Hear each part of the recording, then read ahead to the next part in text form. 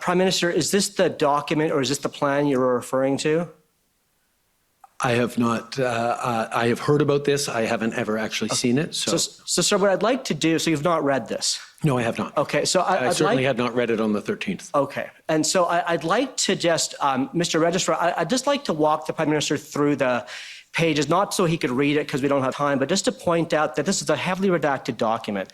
So page 1 is the cover page. Page 2 is this signature page. If we could go down, page 3 is a description of the situation and the mission. And then, Mr. Registrar, if you could please scroll down. The rest of this document has been redacted. So that's page 4, page 5, page 6, page 7, page 8. So, Prime Minister, you said we should read this plan. We can't. It's within your legal authority to instruct your counsel to remove these redactions. For the sake of the transparency of this commission, sir, would you consider that request? I object to that. On behalf of the Government of Canada, it's Brian Gov't once again. This is putting the Prime Minister in an odious position. We had no notice that they would attempt this in cross-examination.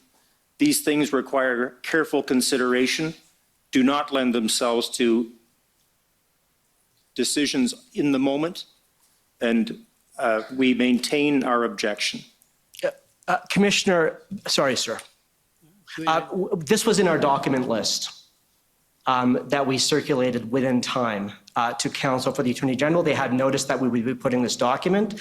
And the question is a fair one in response to the Prime Minister's testimony this morning that he said you should read it.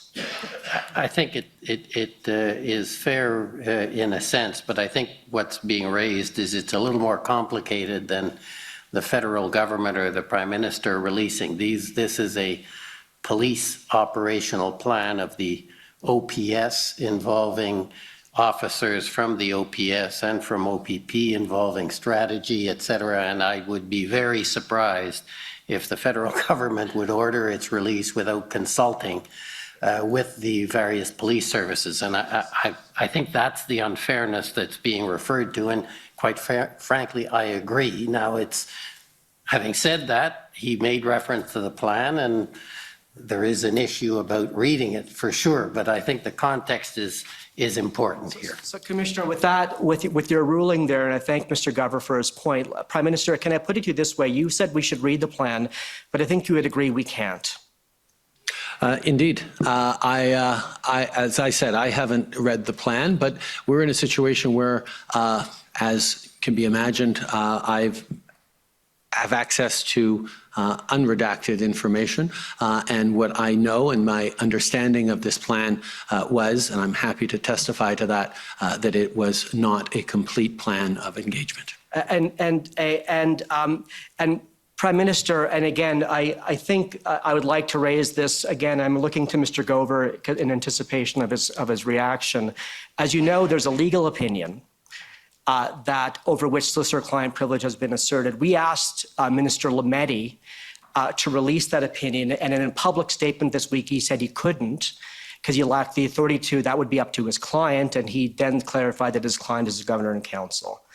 So again, for the record, sir, and this has been an issue for all week, not just this morning, would you advise that that opinion be released in the interest of transparency? Mr. Commissioner, it's Brian Gov't once again for the Government of Canada. Solicitor-client privilege, of course, is a very substantial right in our legal system. It's one that the Supreme Court of Canada has recognized has a constitutional dimension. I remind my friends that in this case, as the Prime Minister has said, Cabinet confidence has been waived for the 4th time in 155 years to provide evidence of inputs.